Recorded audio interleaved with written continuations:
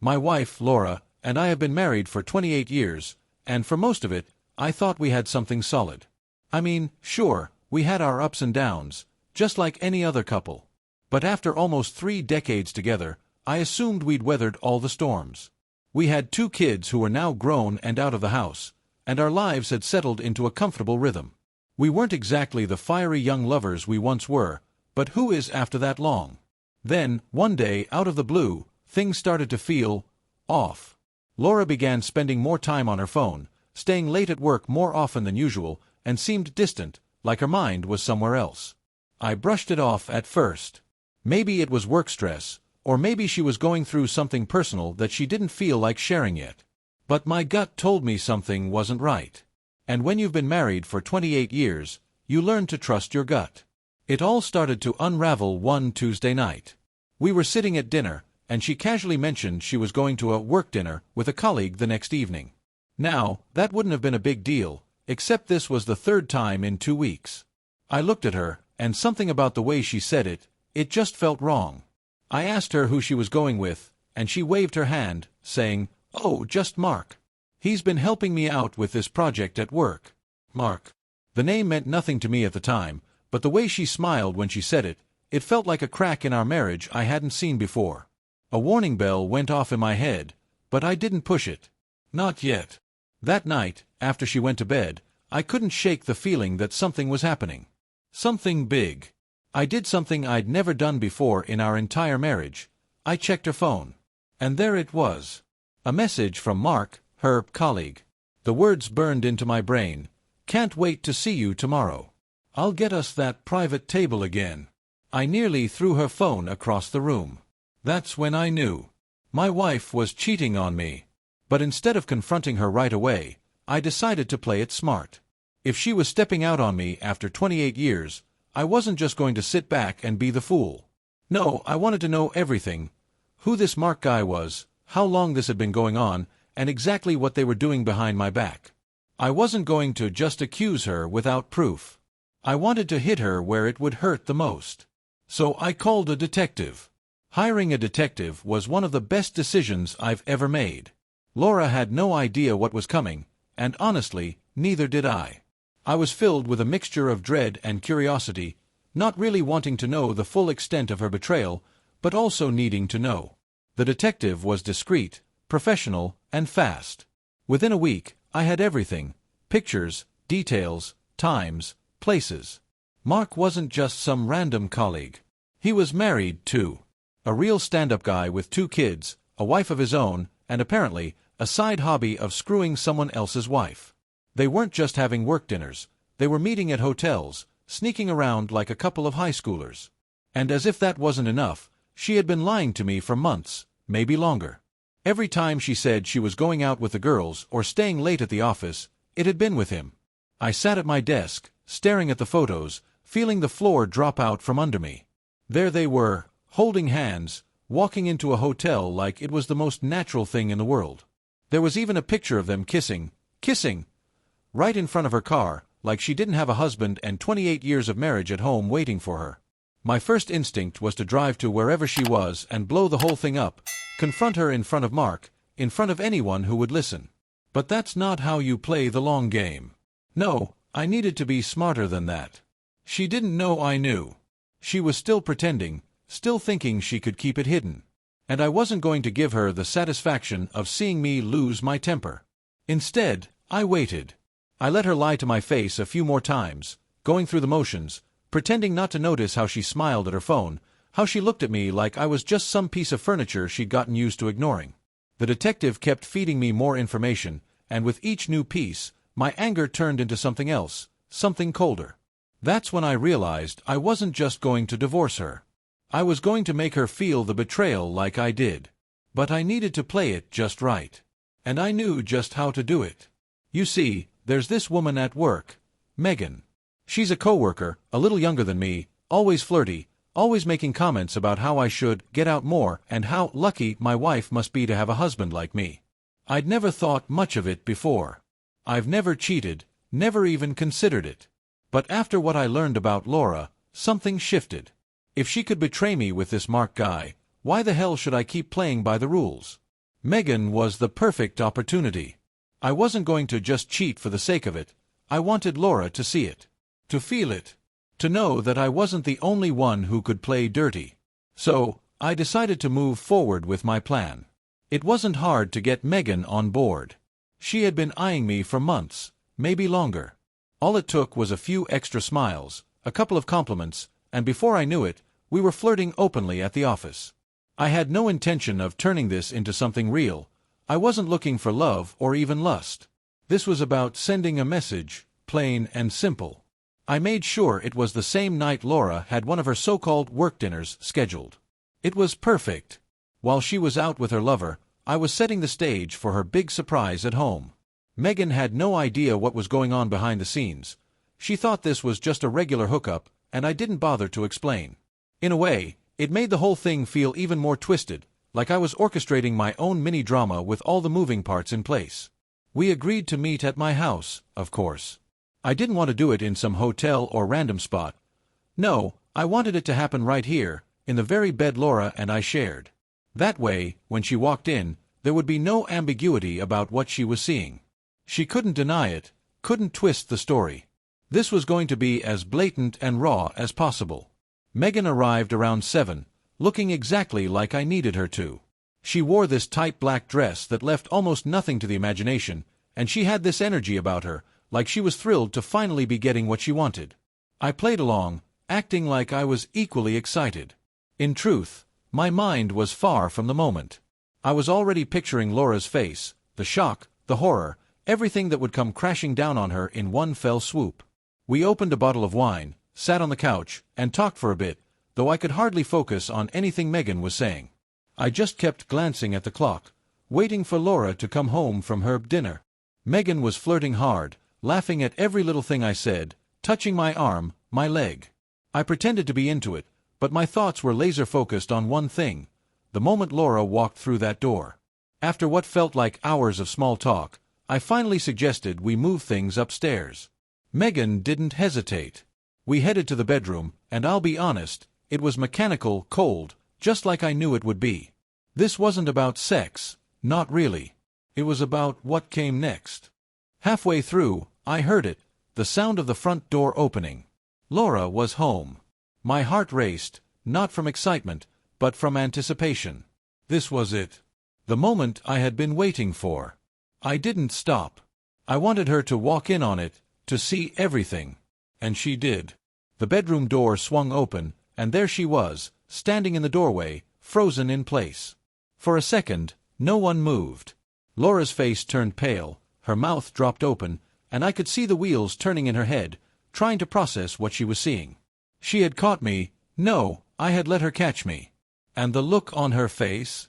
It was priceless. Megan, bless her heart, had no idea what was going on. She quickly pulled away, scrambling to grab her clothes, stammering out some excuse as she tried to dress herself in record time. I didn't bother to stop her. I wasn't interested in her anymore. My eyes were locked on Laura. And then the fireworks began. Laura's reaction was everything I had hoped for, and then some. As soon as Megan rushed out of the room, clothes half on, face beet red, Laura snapped. She let out this guttural scream, like she had been stabbed. It was the kind of sound you only hear when someone's entire world is falling apart in real time. I didn't move. I just lay there, watching her come unglued. You're a monster," she shrieked, pacing back and forth like a trapped animal. "How could you do this to me? After everything? In our house." I had to bite back a laugh. The hypocrisy of it all was almost too much to handle. She was acting like I was the one who had destroyed our marriage, like I was the one sneaking off to hotels and kissing some loser named Mark. I let her scream, let her throw her little tantrum. In a way, it was kind of amusing to see her so out of control, so helpless. Finally, she stopped pacing and just stood there, staring at me with this wild, frantic look in her eyes. "Why?" she demanded. "Why would you do this? Is this because I've been busy with work? You think this justifies it?" I sat up in bed, still calm, still in control. "Busy with work, huh?" I said, my voice cold. "Is that what you're calling it these days?" Her eyes darted around the room like she was trying to figure out what I was getting at. For a split second, I thought she might try to lie her way out of it. Laura had always been good at twisting things, making herself the victim, even when she was dead wrong. But this time, there was no way out for her. "You've been screwing Mark behind my back for months," I said, my voice sharp enough to cut glass. "Don't act like you're the victim here, Laura. I know everything." Her face went from shock to pure panic.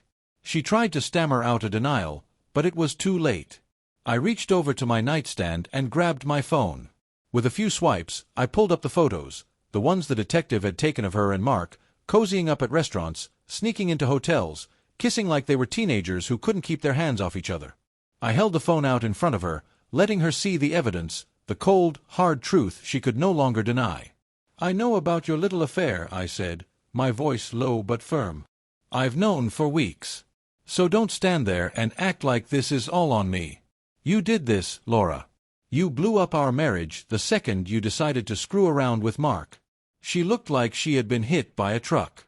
Her eyes went wide, her lips trembling as she stared at the photos, her face drained of color. For a second, I thought she might faint. But then, in true Laura fashion, she switched gears. The panic turned into rage. "You bastard!" she screamed. "How dare you invade my privacy like that? You're stalking me now?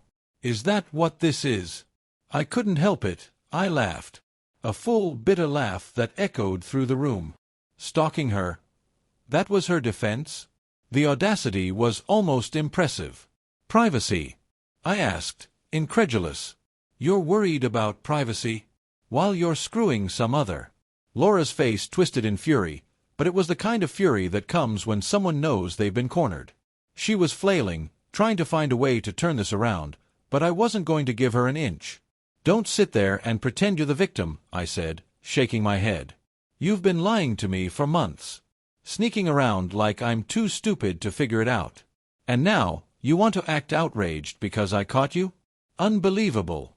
She tried to speak, her hands flailing as she searched for words. "It wasn't like that," she spat. "Mark's just a friend. You're blowing this out of proportion." I almost laughed again. A friend? She was still clinging to that pathetic excuse? I held up my phone, scrolling through the photos. "Yeah, just a friend? Because these pictures tell a different story, Laura. What kind of friend kisses you like this in a parking lot? Or checks into a hotel room with you?" Her face went pale, her jaw clenching so hard I thought she might crack a tooth. But even then, she didn't back down. She couldn't. Laura was the kind of person who would lie until her last breath, no matter how much evidence was stacked against her. "You don't understand," she hissed, her voice desperate. "Things haven't been right between us for a long time, and I needed someone to talk to, someone who made me feel alive again." There it was. The classic cheater's script. I had heard enough stories from friends and co-workers to know exactly how this was going to go. She'd play the wounded wife, claim that I hadn't been emotionally available, that she'd been forced into this affair because of something I did or didn't do. The irony was, I had been there. Always. Through every rough patch, through every moment of doubt, I was the one who stayed, who worked through things. And here she was, rewriting history to make herself the victim. "You needed someone to make you feel alive?" I repeated, my voice dripping with sarcasm. "And that someone just happened to be your co-worker?" "I've been right here, Laura. For 28 years, I've been right here. But you couldn't be bothered to talk to me, could you? No, you needed someone else to make you feel special." I could see it in her eyes. She knew she was losing. But instead of coming clean, instead of admitting what she had done, she doubled down, throwing herself into a full-blown tantrum. "You've been so distant," she shouted. "Ever since the kids left, it's like you don't even care about me anymore. I needed someone who actually paid attention to me." I stared at her, incredulous. "Distant? Laura, I've been working my ass off to provide for us, to give us everything we could ever need. If I was distant, it was because I was busy keeping this family together. And this is how you repay me." Her face contorted with rage again, but it was clear she was running out of steam. She could shout all she wanted, but the facts were staring her in the face, undeniable and cold. And then, she made her last, desperate move. You're no saint either, she snapped. Look at you, sleeping with some woman in our bed. You've been waiting for an excuse to cheat, haven't you? You wanted to hurt me. I almost pitied her at that moment. Almost. Because as much as I hated what was happening, there was a part of me that had finally reached a place of complete clarity. I didn't cheat until you did, I said quietly. This was your doing, Laura. I never even considered being with anyone else. But you made your choice when you started sleeping with Mark. And now I've made mine. She opened her mouth, probably to hurl another excuse or some half-baked accusation, but I cut her off. You need to leave. Her eyes went wide. What? I said, you need to leave, I repeated, my voice steady. Pack your things and go. You're not staying here anymore. For a moment, she stood there, stunned into silence. She had probably never expected me to throw her out. Laura had always been the one in control, the one who called the shots. But not anymore. This was the end of the line for her. You can't be serious, she stammered, her voice breaking. Oh, I'm dead serious, I said, stepping out of bed and grabbing my clothes. You wanted to be with Mark so badly? Fine. Go be with him. But you're not going to do it from my house. You lost that privilege the second you started sneaking around behind my back. For the first time that night, I saw real fear in her eyes. She knew I wasn't bluffing. And, despite all her bravado, she realized that she was truly and completely screwed. For a moment, Laura just stood there, frozen, like she couldn't quite believe what was happening. I think, for all her scheming and lies, she'd never expected things to spiral this far out of control. She had always been so good at manipulating situations, at twisting things to her advantage. But this time, there was no escape for her. You're kicking me out, she whispered, her voice barely audible, like she was in shock. Yeah, I said, my voice steady. You're leaving, tonight. This is my house, and I'm done playing games with you. Her face contorted in disbelief.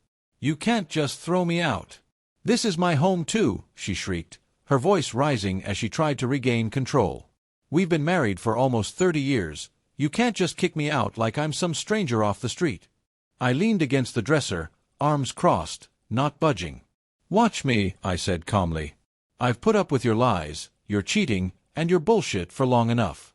You think you can sneak around with Mark and still come back here like everything's normal? No. Not anymore. Pack your things and get out. She started pacing again, flinging her hands in the air as if trying to summon the right words to get her way. You're being ridiculous, she spat. It's not like I planned any of this. Things just happened, and now you're overreacting. I couldn't believe what I was hearing. Overreacting. She had been sneaking around behind my back for months, having an affair with some loser from her office, and I was the one overreacting? Let me spell it out for you, Laura, I said, my voice getting colder. You cheated. You lied. You broke our marriage. And now, I'm done with you. You're leaving, and I don't care where you go, but you're not staying here. Her face twisted again, desperation mixing with anger. Where am I supposed to go? To his place. She spat the word his like she was disgusted with herself, but the irony wasn't lost on me. I don't care, I said flatly. Call him, call a friend, call a damn taxi. It's not my problem anymore. She stood there, silent for a moment, trying to process the reality of what was happening. I think a part of her still believed she could talk her way out of this, that she could convince me to let her stay. But not this time. Not after everything I had uncovered. And then, just like that, the tears started. Laura had always been a master at using her emotions to manipulate a situation, but this time it was different. These weren't the usual crocodile tears.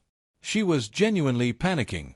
For the first time, she wasn't in control, and she knew it. You can't do this, she whispered, her voice breaking as she wiped her eyes. You can't just throw me out. What about us? What about everything we've built? I stared at her, almost feeling sorry for her. Almost. But not quite. What about everything we've built? I repeated, shaking my head. Laura, you burned that to the ground the second you decided to sneak around with Mark. There is no us anymore. You made sure of that. She sobbed again, but I stayed firm. I wasn't going to let her tears sway me this time. I had been planning for this moment for weeks, ever since I found out about her affair. And now that it was here, I was ready to end it. "Start packing," I said, turning away from her. "You're leaving tonight."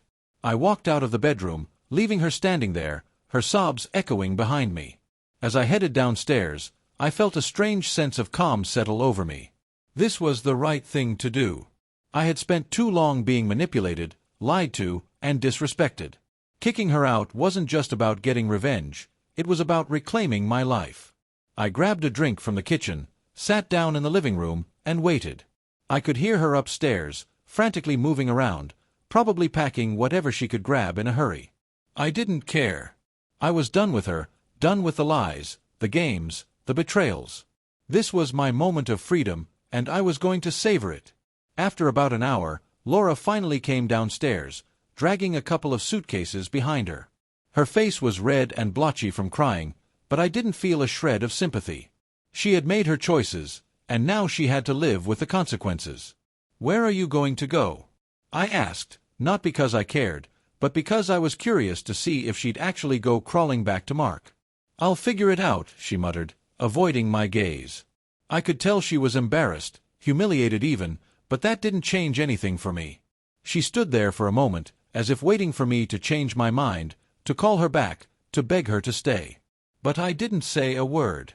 I just stared at her, cold and indifferent. This was her mess, and now it was her problem. Finally, she huffed, grabbed her bags, and stormed out the door. The slam of the front door echoed through the house, and just like that, she was gone. I sat there for a long time, just sipping my drink, letting it all sink in. I had finally done it. I had kicked her out of my life.